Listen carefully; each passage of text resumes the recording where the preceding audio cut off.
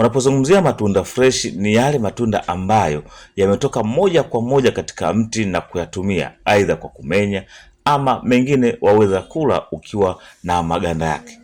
Lakini kwa wale wanaotengeneza juice, ni bora sana wakatumia juice ya nyumbani ambayo yenyewe itakuwa imetengenezwa kwa ubora. Hii maana yake ni kwamba kutakuwa na virutubisho halisi visivyo na kemikali. Tazama, hii ndio namna ambayo juice inayotengenezwa viwandani inavyokuwa. Pakti inayozalishwa kwa ajili ya kuonesha juisi hiyo ni ya embe au nanasi au mti wowote wa tunda lolote lile, si halisi kwa maana matunda yenyewe ambayo yamezalishwa.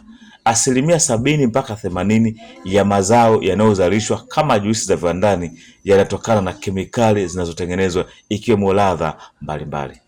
Tazama picha hii. Unapata picha gani jinsi ambavyo juisi hiyo inavyotengenezwa? Je, ina uhakika wa usalama wa afya yako?